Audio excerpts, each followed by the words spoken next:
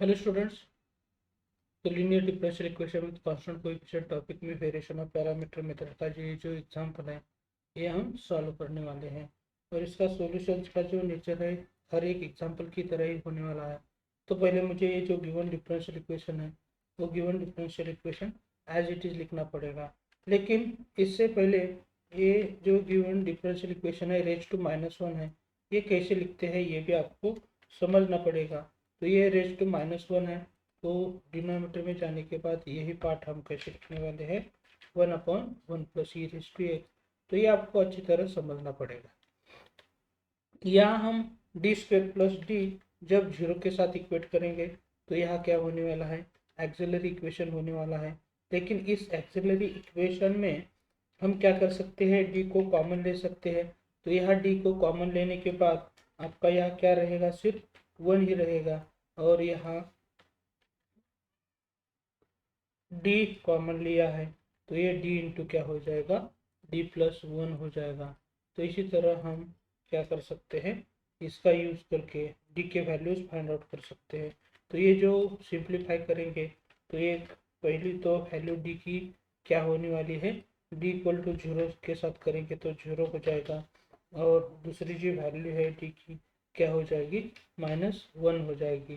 तो ये आपको अच्छी तरह समझना पड़ेगा। ये जो रूट्स हम ले रहे हैं तो ये रियल कॉम्प्लेक्स इमेजनरी क्या है, इसके हिसाब से हमें क्या करना पड़ेगा, कॉम्प्लीमेंट्री फंक्शन का जो पार्ट है वो आता है।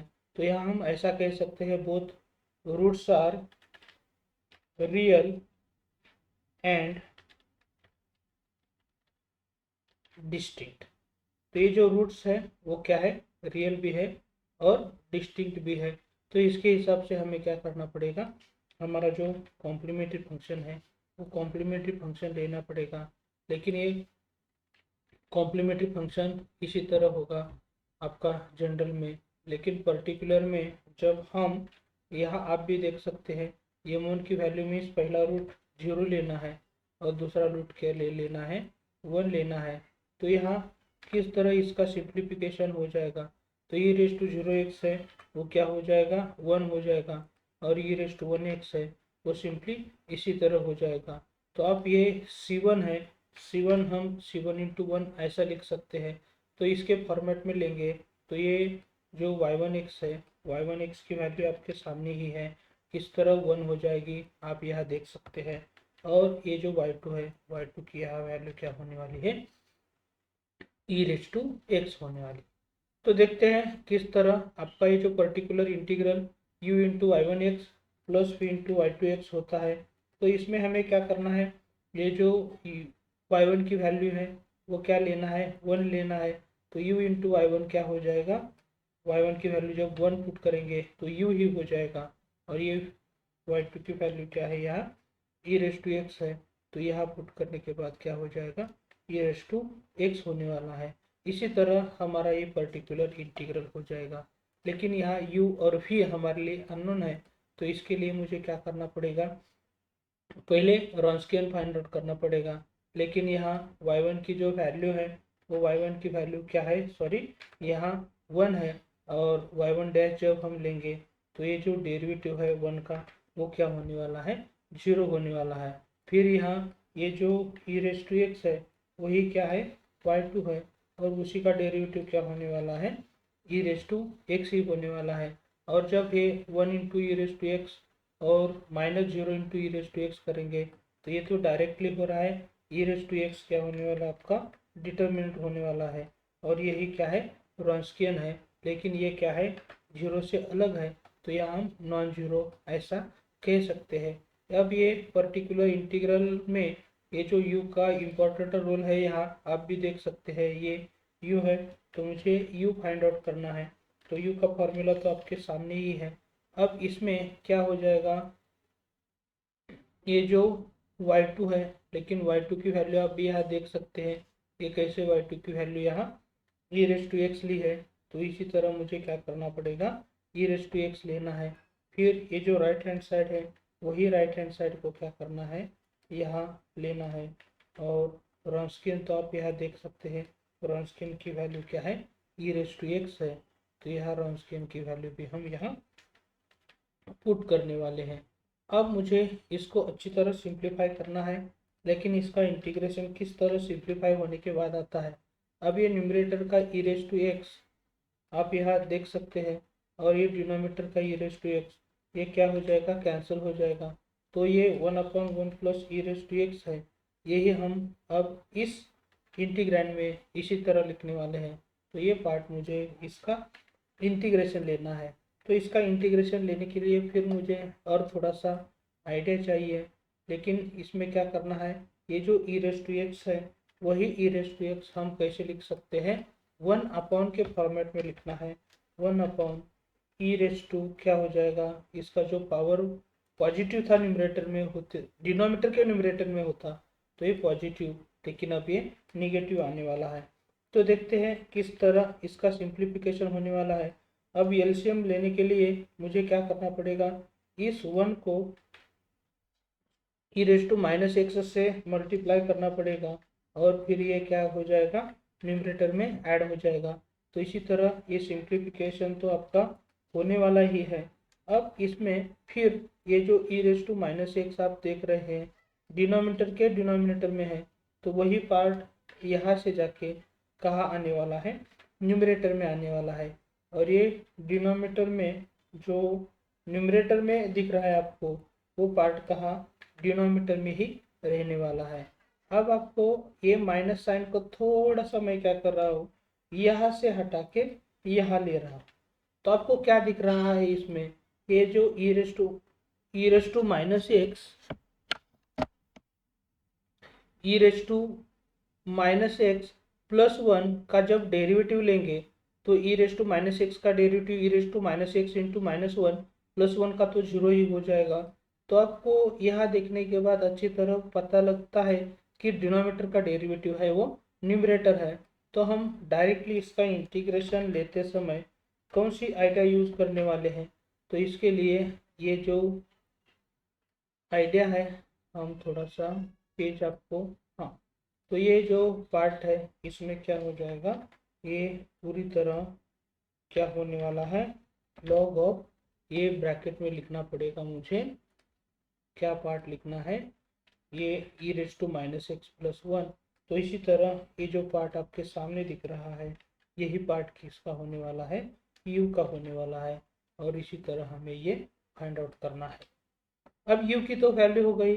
अब नेक्स्ट जो पार्ट है वी के रिलेटेड, अब वी की वैल्यू का फाइंड आउट करने के लिए फार्मूला ये तो आपके सामने है, लेकिन जब हम y1 को चूज करेंगे तो यहाँ y1 की वैल्यू क्या है, 1 है। यहाँ फिर आप देख सकते हैं ये जो x ऑफ x है, x ऑफ x यहाँ ही आपके सामने दिख रहा है, इसकी वैल्यू जो है वो क्या है, 1/1 plus E raise to x है। और फिर जब आप देखेंगे तो ये रॉन्स्कियन की जो वैल्यू है वो रॉन्स्कियन की वैल्यू क्या है, ये इसी तरह आपकी वैल्यू आ रही है। तो इसी तरह आपको अच्छी तरह ये सिंप्लीफाई करना पड़ेगा। अब ये किस तरह सिंप्लीफाई हो जाएगा ये भी आपको अच्छी तरह सोचना है। तो देखते हैं किस तरह इसका सिंप्लीफिकेशन होता है। तो ये जो पार्ट है एक्चुअली कहाँ आने वाला है, ये जो 1 plus E raise to x है वो डिनोमिनेटर में आएगा, लेकिन उस वक्त न्यूमरेटर में सिर्फ 1 ही रहेगा, और यहाँ डिनोमिनेटर में आता है तो यहाँ मुझे क्या करना पड़ेगा, ब्रैकेट देना पड़ेगा। तो इसी तरह 1 plus E raise to X होने वाला है। अब यहाँ हम क्या कर सकते हैं ये भी आपको थोड़ा सा सोचना है। अब ये जब हम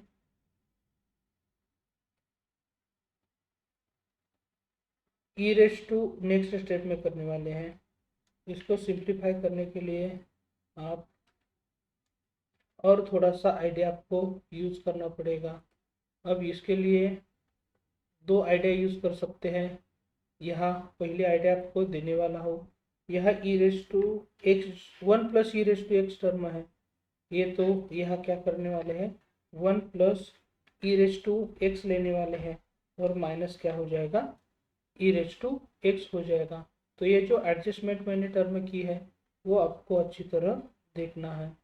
तो ये थोड़ा सा कहाँ से आ गया है, तो ये तो टर्म जनरली कहाँ का था, ये पहले ही टर्म यहाँ से नीचे ये टर्म लिखना था, तो कॉपी पेस्ट करते समय थोड़ा सा गलती से नीचे नीचे गया।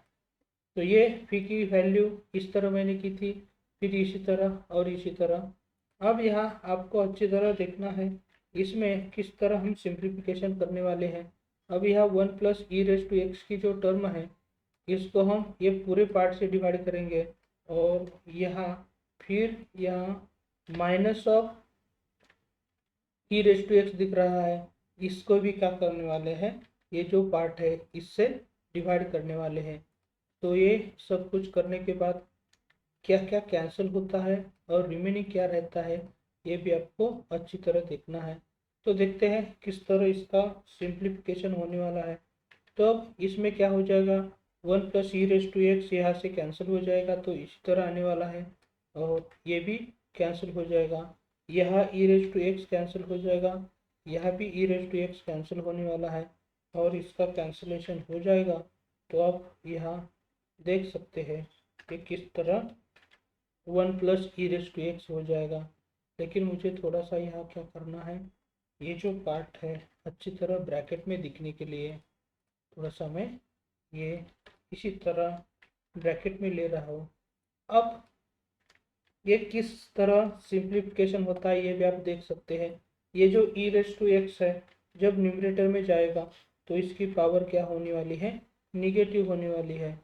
तो इसी तरह ये जो सिंप्लीफिकेशन है आपको अच्छी तरह करना है, और ये पार्ट एज इट इज रखते हैं।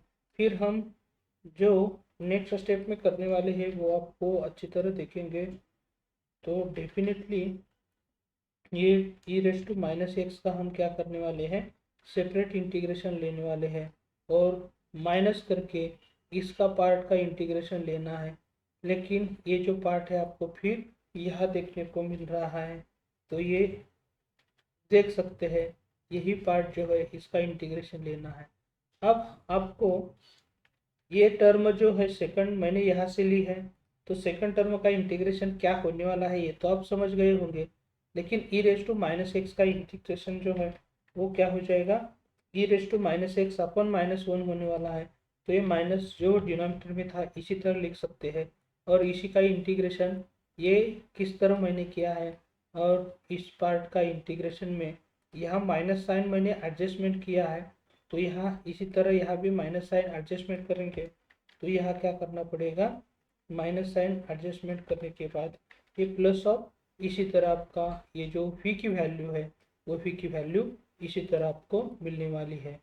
तो ये फी की वैल्यू के लिए मैं क्या कर रहा हूँ, ये टर्म जो है पहले लिखने वाला हूँ, पॉजिटिव है इसलिए, और ये minus of E raise to minus X ये निगेटिव टर्म है इसलिए उसके बाद यहाँ लिख रहा हूँ। तो इसी तरह ये जो फी की वैल्यू है वो फी की वैल्यू हो जाएगी। फिर आप यहाँ देख सकते हैं पर्टिकुलर इंटीग्रल के लिए जब इक्वेशन 2 की तरफ देखते हैं तो ये u plus phi into E raise to X ये आपका पर्टिकुलर इंटीग्रल होने वाला है। तो यहाँ आप पर्टिकुलर इंटीग्रल के जो पार्ट है u into phi raise to X, तो यहाँ u की वैल्यू तो आपके सामने है, log of 1 plus E raise to minus X, और फी की जो वैल्यू है वो भी वैल्यू आप यहाँ देख सकते हैं। तो ये फी की वैल्यू यहाँ इसी तरह है। लेकिन फिर थोड़ा सा हमें क्या करना पड़ेगा, थोड़ा सा मैंने भी गलती कर दी है, तो ये गलती हम सुधार देते हैं। तो इसके लिए यहाँ ब्रैकेट लेना पड़ेगा। अब तो ये फाइनल पर्टिकुलर इंटीग्रल हम नहीं कहने वाले हैं, तो ये हमें किस तरह होने वाला है ये भी आपको अच्छी तरह देखना है। तो देखते हैं किस तरह इसका सिंप्लीफिकेशन आगे जाके होता है। तो अब इसमें ई रेज टू एक्स का मल्टीप्लिकेशन करना है ना मुझे, तो यहाँ ई रेज टू एक्स का मल्टीप्लिकेशन इस पार्ट के साथ और इस पार्ट के साथ हो जाएगा। तो हम ये जो ब्रैकेट है वो ब्रैकेट को हम एलिमिनेट मीन्स इग्नोर कर सकते हैं, और यहाँ इसी तरह आपका सिंप्लीफिकेशन होने वाला है। लेकिन फिर उसके बाद जब e रेस टू एक्स और e raise to minus X दोनों टर्म है, इन दोनों का प्रोडक्ट क्या होता है, यहाँ 1 होता है। और इन दोनों टर्म को दिखेंगे तो हम क्या हो जाएगा, e raise log of e raise to minus x plus 1 common आ जाएगा। तो यहाँ जब हम कॉमन लेते हैं तो यहाँ क्या होने वाला है, 1 plus E raise to minus X remaining रहेगा। और इसी तरह आपका ये जो पर्टिकुलर इंटीग्रल हम यहाँ वाई पी ले रहे हैं, यही आपका वाई पी होने वाला है। और इसी तरह आपको सिंप्लीफाई भी करना पड़ेगा। तो ये आपकी के वाई पी सामने है। तो इसी तरह एकदम सिंपल तरीके से मैंने पर्टिकुलर इंटीग्रल भी फाइंड आउट किया है। फिर आप क्या कर सकते हैं, C F plus P I करना है, लेकिन ये सी एफ तो आप देख ही रहे हैं, C one into one plus C two into e raise to x है। तो यही कॉम्प्लीमेंट्री फंक्शन को मुझे यहाँ लेना है, लेकिन इसमें सी वन इंटू वन जो है, इसमें हम ये इस तरह नहीं लिखेंगे तो भी चलेगा, प्लस यहाँ क्या होने वाला है, प्लस करके ये पार्ट आ जाएगा। और इसी तरह हमारा complete solution of the given differential equation होने वाला है।